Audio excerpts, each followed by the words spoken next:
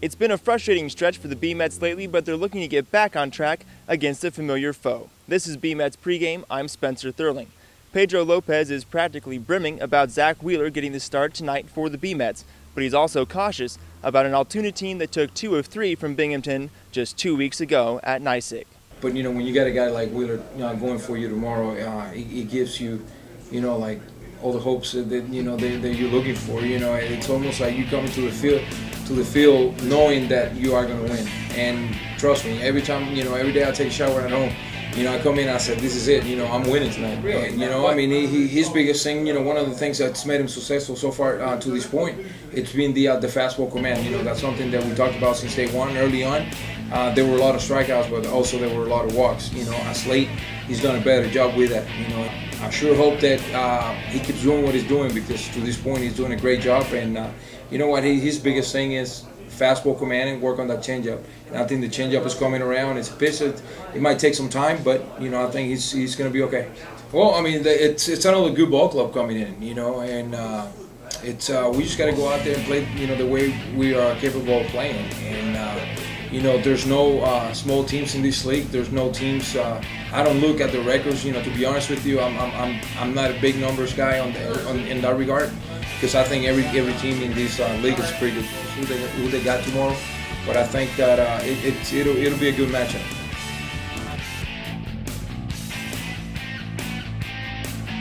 B-Mets second baseman Reese looks like he's returning to his old form. After battling through some tough injuries and a slow start, Havens has used the last month to turn his season around. Havens has shown remarkable focus at the plate, resulting in one of the team's best on-base percentages. All right, Reese, one of the least talked about aspects of your game is your ability to get on base. 9 walks in the last 10 games. How do you stay so patient at the plate? I've tried to do a better job of being in hitters counts up there. That's why I've struggled, especially in the month of May. And I've tried to stay in hitters counts and make it a little bit easier to hit pitches, when I can, when I'm ahead in the count. June's been a big turnaround month for you, batting over 247, I believe, in this month. What changes have you implemented in your game to help that turnaround?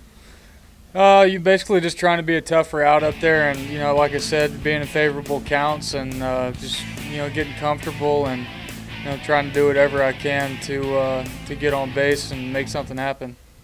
And playing Altoona, they come into town for the second time in 2 weeks. What do you think is the best way to attack this team? I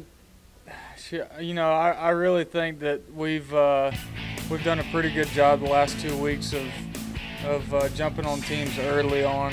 This last series was a little tough for us offensively, but hopefully we can put that behind us and get on the board early tonight. I think that'll be the best thing for us. We don't really need to change too much. Just come out and be ready from the first pitch to play full 9 innings the way we know how we can play.